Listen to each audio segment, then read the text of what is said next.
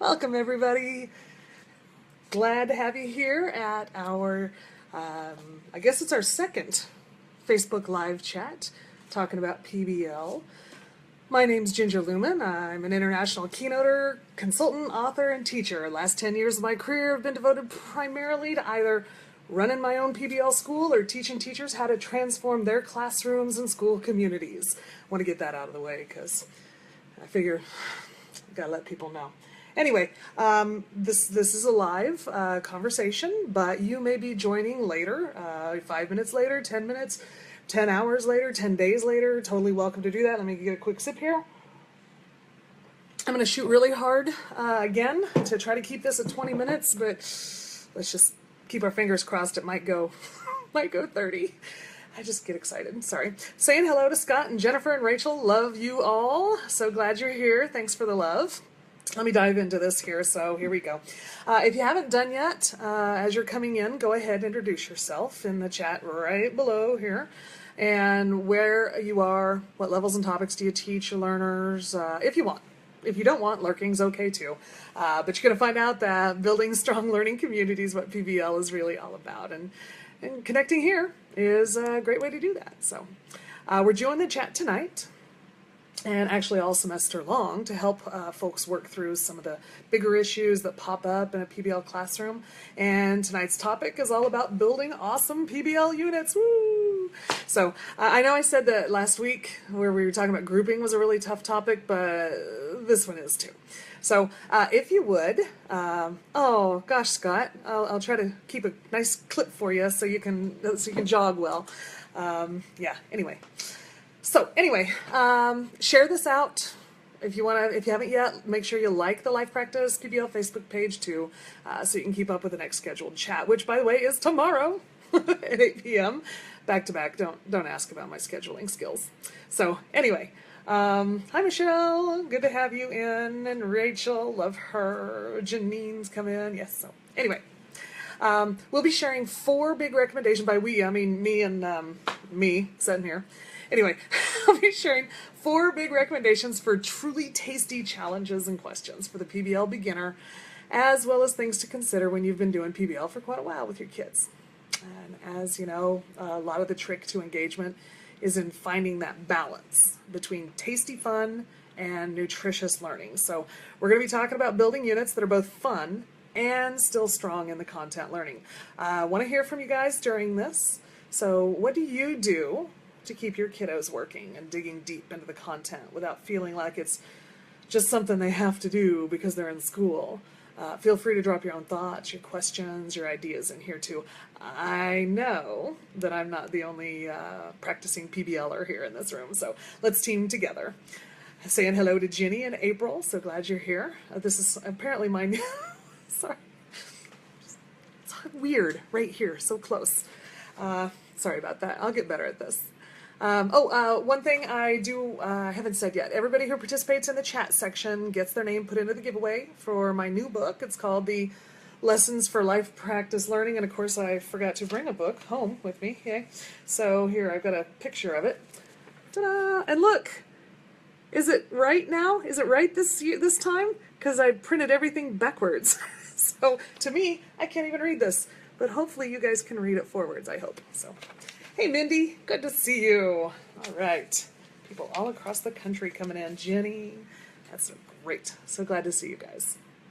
Okay, so if you participate, you get put in the giveaway for the new book called Lessons for Life Practice Learning, and everybody who shares this video on their page all the way up to August 31st, you can go ahead and get your name entered again. So back to the question. How do we build PBL lessons that spark genius learning? I have 4 recommendations for us we're going to talk about today, but a couple of things to consider first. I know I just used the word genius in the description here, and I know that word is tossed around quite a bit lately. First, let's be aware that there actually is a specific definition for the word genius. And while there is a small segment of the population that actually are geniuses, not everybody is a genius. I'm going to say that out loud. Everybody does have strengths and talents, so let's go ahead and recognize that that's what I am talking about here. I want us as educators to build such amazing, tasty lessons that kids can't wait to dive into the learning and dig as deep as they can with minimal prompting on our part. So I want to drop that in there. Kristen, hello. And Mickey, good to see you guys coming in. Love you. Thanks for being here. The second thing I want us to think about is specifically for the PBL gurus that might be listening in. First, welcome. I'm honored that you'd spend any time here with me. Okay, here we go. I know that I catch some gruff in the world of PBL gurus because sometimes the units that I talk about and share with teachers smell a little bit like school. Like maybe a unit called Pompeian Circumstance, right? Or which is which, right? I know they smell like English or history class, and some of the gurus in the world turn up their nose, saying that PBL must be real world and authentic, or it's not PBL. And I don't totally disagree. I mean, I do want us to be practicing real world skills in our PBL, and I want them making a lot of authentic personal choices with the direction of the learning. But the reality is that I also have content standards I have to meet, and I'm guessing you do too. So as a beginner PBL teacher, it's kind of hard to see, say, my history standards in a save the world type of PBL that doesn't in some small part smell like school. So sometimes new to PBL teachers either put PBL to the side altogether and don't do it, or they end up just having fun PBL that's done at the end of the year after all the important learning is over. And the kids and the parents and the administration and the colleagues, everybody gets the idea that PBL isn't for important work. I see this over and over as I crisscross this country and the globe with teachers who are just getting into PBL. And to make matters worse, with the educational pendulum that we always see, PBL is starting to catch some grief for being too much fluff. And I'm so tired of the pushback I'm already hearing from parents and administrators and the data-focused bean counters talking about how PBL is nice, but it's too much fluff. The data shows kids aren't really learning. Listen, I think it's due in some part to the guru push that says PBL can't smell like school, and I think that's wrong. So can we do both fun and standards together? Yes. Yes, I think it's important to do that.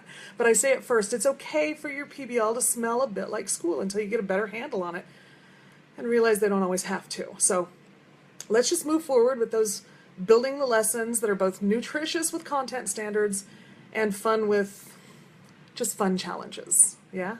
So here are our, well, and I'm going to pause. I'm going to jump right in here.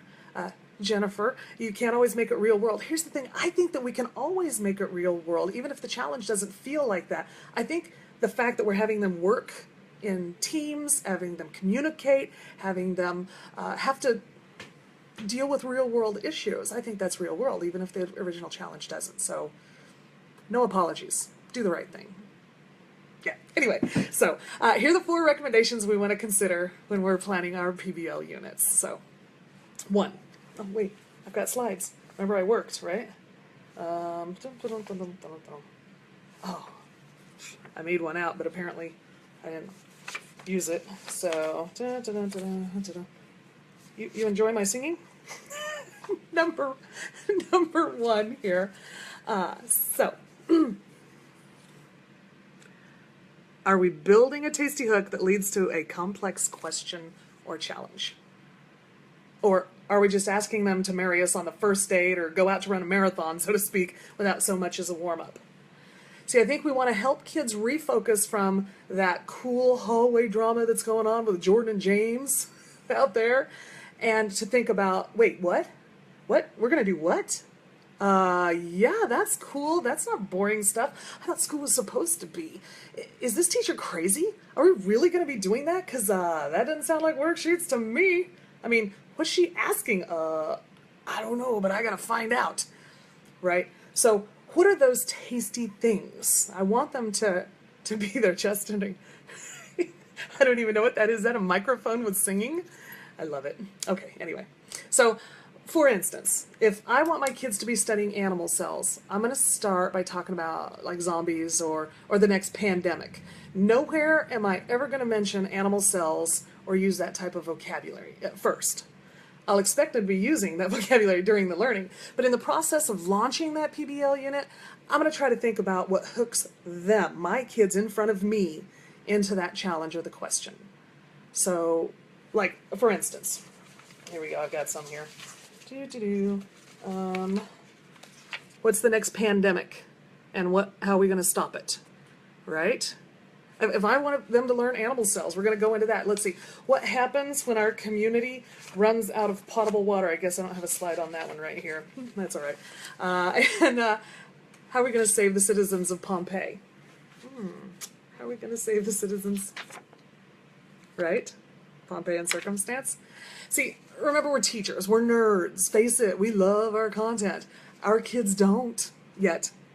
So let's bait the hook, let's salt the hay, let's ring the ice cream truck bell. I don't care what you call it. We have to find a way to get them coming to us, not us chasing them around trying to get them to learn. And I want them to say, what?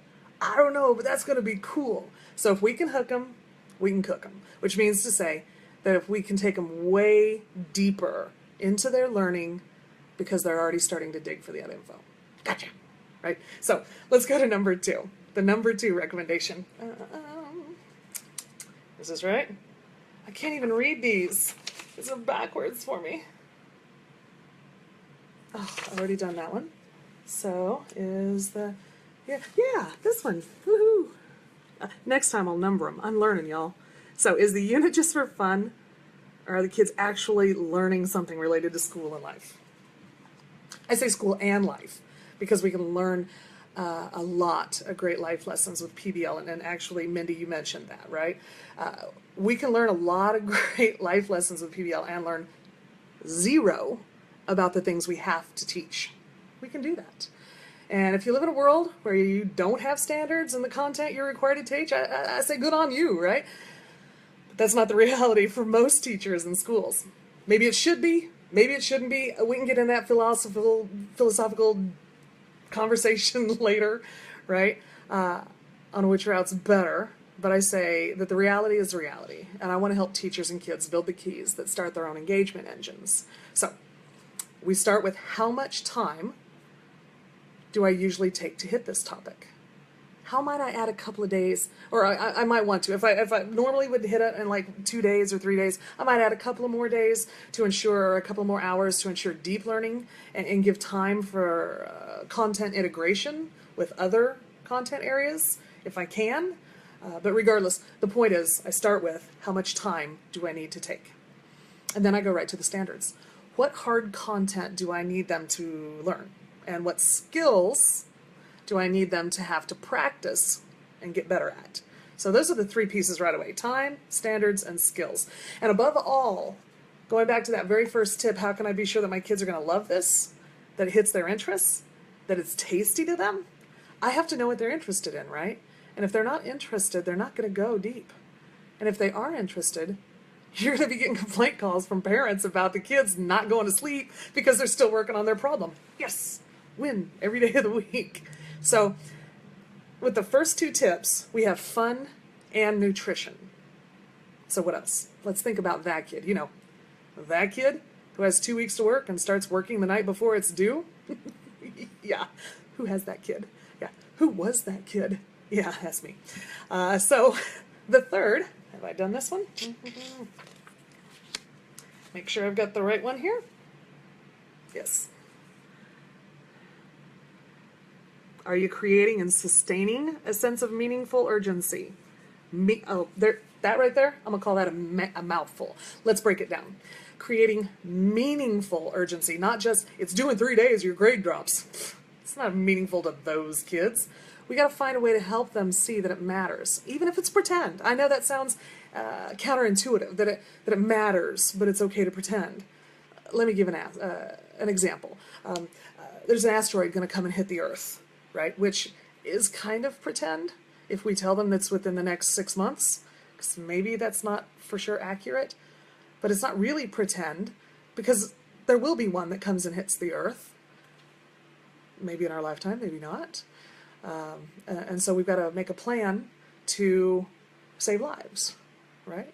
So I'm kind of pretending, but it matters. So what I do with the kids, I give them that, they get that challenge, and holy moly, we got to get this done or we're going to die.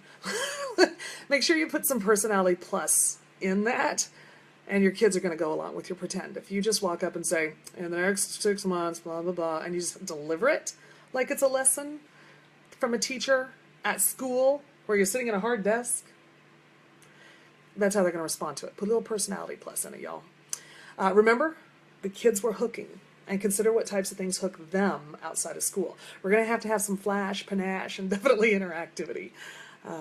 Besides, it's fun for us too, right? I'm going to pause here. What's driving questions? Justin, yeah, that's the driving questions is where that makes them, what? Where we got to make sure that's something tasty in there. By the way, a guy named Andrew Miller from the Buck Institute has written 2 blog posts about driving questions. The first one's good. The second blog post of his is better. If you Google Andrew Miller driving questions, you're going to run into those. And if you don't run into those, just message me on this page and I'll send you the links because I've held on to them. It's really good stuff. And Rachel says, emails after school from kids and parents because they know they aren't going to be in class the next day but want their ideas shared. Rachel, you're winning, right? If you've got people saying, hey, I've got a great idea, but I'm not going to be there. Win. Good job. Good job. So if we're thinking about the kids and what hooks them, that's really important. By the way, I'm going to go ahead and pause for a second and talk to those of you in the audience who might be thinking I'm just pandering to kids, and how are they ever going to sustain in college when that panache isn't there? You know, not everybody's going to be la-da-da. And I got to tell you truthfully, you don't have to stay with the ta-da forever. But I'm going to say that when our kids have spent how many years thinking school is predictable and boring, we're going to have to do something radically different for a while until they can get a hard restart and learn that learning at school can be fun. So I recommend doing this flash and panache for a while, sometimes even years with them. You don't have to be a clown, but you don't have to be a teacher either. Wait, I've got a slide. Got a slide. You don't have to be a teacher either, right? I mean, we can have a little panache. By the way, I totally think that lady looks like she could have panache. Look at that outfit. I just got to do this again. Anyway, okay, so thank you, Mindy. I'm glad that you're talking about that with your staff. Good stuff. Thanks, Marie. Thanks, Marie. So moving forward, the last bit here in that part, remember I said that it was creating and sustaining a sense of meaningful urgency. The last bit there is sustaining a meaningful sense of urgency. I love to have multiple midpoint check-ins where we look at where we are in the project, where we still need to go, how much time we have, and oh my gosh, we've got to get going because they're relying on us. Not said in a threatening manner, you know, not a, you gotta get this done. It's more of a, oh my gosh, a scary regular reminder that time's passing and this works when the kids are working on things that matter to them. Back to meaningful and fun. And then lastly, 4, yep, give them a high stakes ending. You want them to dig deep, not give you halfway effort. Of course, 1, hook them. 2, make it matter. 3, keep that sense of urgency. And lastly, give them a bit of that high stakes ending. Presenting to our own class is kind of anticlimactic. So why do I care what my classmates think? I don't give a grip about their work. Why do they care about mine? Let's just get it done and give me my grades so I can go back to sleep. Sound fun? Maybe you guys have better kids than I have, but I'm used to middle school and high school with this, you know, and sometimes we see this with 5th graders too, right? And younger. But I can't have that. So I invite in others, or I have the kids invite others in. The principal, another classroom down the hall, across town, across the state, across the country, from another country. How about from people from the community or parents? How about if we invite in an expert that we've consulted during the progress? This is that high stakes ending, the final, this is what we've done, right? I keep saying to the kids, don't embarrass the family, y'all. We got to do a good job because so-and-so's coming in Don't embarrass us. We're going to be presenting to this other classroom. They're going to be amazing, and we got to keep our game up. So if I'm doing these types of projects, like, for instance, Reversion the Invasion, right? You know, those landing crafts that happened in Normandy, which were responsible for thousands of our guys, hundreds maybe, I'm giving the wrong data, dying before they even got on the beach. That might matter, right? Maybe I can get engineers in, save the Titanic. You know, there's some sort of amazing Titanic people who are just like, oh my gosh, I love this stuff, and they know it inside and out, right? So maybe we could get one of those people in, a historian, a person who's just a buff, right? Move it off the grid. How could we get our kid? Who would we get in with that one? Maybe we're consulting with solar people, experts in electricity or sewage, or I don't know. Who are you going to be consulting with? Because my guess is most classroom teachers are not these experts, right? So who are we consulting with, and how can we get them in? What's another one here? Get up, stand up. So why not talk to people who are in that particular group beyond just who you know already, and ask how that's going to be impactful. So anyway, I want to bring in these experts because they can give us real feedback that's beyond just the one teacher who hates me anyway, or who, whatever the kids think. It puts a little level of stakes that matters a little bit more. Right. There's always more to talk about with PBL, and there's always more to think about, which is why I wrote my PBL book, right? But I think tonight, this is probably enough. And I'm looking to see if there are more questions in there. I love the thoughts that you guys are posting in there. Got some teachers are in there. Writing stuff down for thoughts. Jennifer, so many experts are willing to Skype or Google Hangout, and sometimes they don't know. So what a great opportunity. We get to teach them and watch them change their lives too. As we come to the end, y'all, I want to say, if you found anything valuable here tonight, please share the video out. Anybody can watch it later. You didn't have to be here live. And remember, everybody who comments in the live chat section, put some good stuff in there. Not just a comment with hi, but, you know, like participation, or a question, whatever. You get your name put into a giveaway for the new book.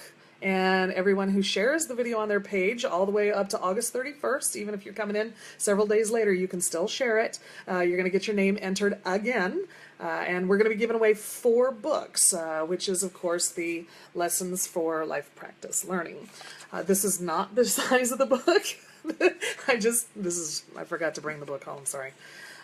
So if you haven't yet, be sure to like the Facebook PBL, the Life Practice PBL Facebook page, and so you can be notified of our next live chat, which is tomorrow. And all the tips and everything here is in the Lessons for Life Practice Learning. Go to lifepracticepbl.org, find the link that says the book. And by the way, the book is literally so new, it still has that fresh baby scent on it. And I just want to say, y'all, thanks for being with us tonight. I appreciate your patience, and I appreciate your support with my second Facebook live chat. Mwah. Hope to see y'all again next week. So I'll keep an eye on comments here, and I'll try to keep responding. Appreciate it, guys. See you later.